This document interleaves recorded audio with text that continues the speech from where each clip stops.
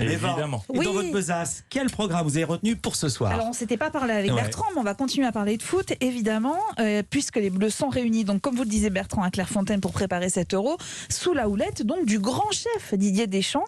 Et à cette occasion, RMC Story rediffuse un excellent portrait du joueur sélectionneur qui, depuis ses premiers pas sur les stades, s'est toujours imposé comme un leader. C'est assez étonnant d'ailleurs de voir à quel point Deschamps était programmé pour devenir la personne qu'il est. Exemple, quand il arrive en 1989 à l'Olympique de Marseille, dirigé alors par un certain Bernard Tapie. Bernard Tapie m'a confié une petite anecdote. Il voulait pas en fait garder Didier Deschamps quand il est arrivé à Marseille, parce qu'après une première saison un peu médiocre, il s'est dit qu'il en ferait rien. Didier Deschamps l'a très très mal pris. Il a poussé la porte de Tapie, il est venu s'expliquer et il lui a dit écoute, non seulement je vais rester à Marseille, je vais m'imposer, mais tu vas m'augmenter. Et en fait, Tapie, qui aime bien ce rapport de force, a été subjugué par l'aplomb du garçon. Et il a dit écoute Banco, je vais t'augmenter et tu vas être mon capitaine. C'est super. N'essayez pas, voilà. Histoire racontée par le journaliste Romain Scotto et révélatrice quand même du caractère de Didier Deschamps. Alors le portrait est plutôt élogieux certes, mais il n'essaye pas pour autant de le faire passer pour un saint, Didier Deschamps. La preuve avec ces mots de l'auteur Jean-Philippe Bouchard et ceux de Deschamps ensuite dans les vestiaires où il faut l'imaginer collé à Zidane. C'est un emmerdeur. Il n'arrête pas de les replacer, de les harceler, de les houspiller en permanence. Il leur laisse pas une seconde de répit. Et il n'a pas eu des relations toujours faciles avec ses coéquipiers parce qu'il lâche jamais.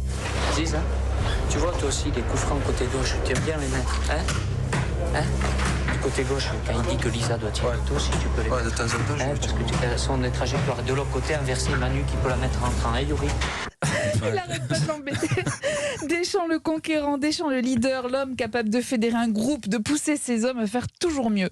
Là, une dimension internationale. Ces tactiques sont encore enseignées. Il devait être très, très déterminé et puis très convaincant.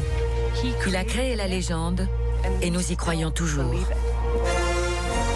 Alors, pardon, mais ces propos en fait font pas du tout partie du portrait de Didier Deschamps. Non, en fait, ce que vous venez d'entendre, c'est des scientifiques très réputés qui parlent pas du sélectionneur, mais d'Hannibal, le général Hannibal, qui tenta de conquérir Rome en 228 avant Jésus-Christ et réussit l'exploit de traverser les Alpes avec son armée de 30 000 soldats, 9 000 chevaux, 37 éléphants. Très très grosse équipe de foot. Vous avez perdu Bertrand Chameroy. Non, mais c'est incroyable comme les deux reportages se connectaient. Vous avez bien compris. Donc le Didier Deschamps, le vrai, il est sur RMC Story à 21h05, suivi d'un autre portrait, celui de Karim Benzema, émission Hannibal. Hannibal, c'est à voir sur France 5 à 20h50. Et c'est très bien, les deux sont très bien. On salue Cyril de la Morinerie aussi. Pip, bouton. Merci Eva Rogue, merci Bertrand Chameroy.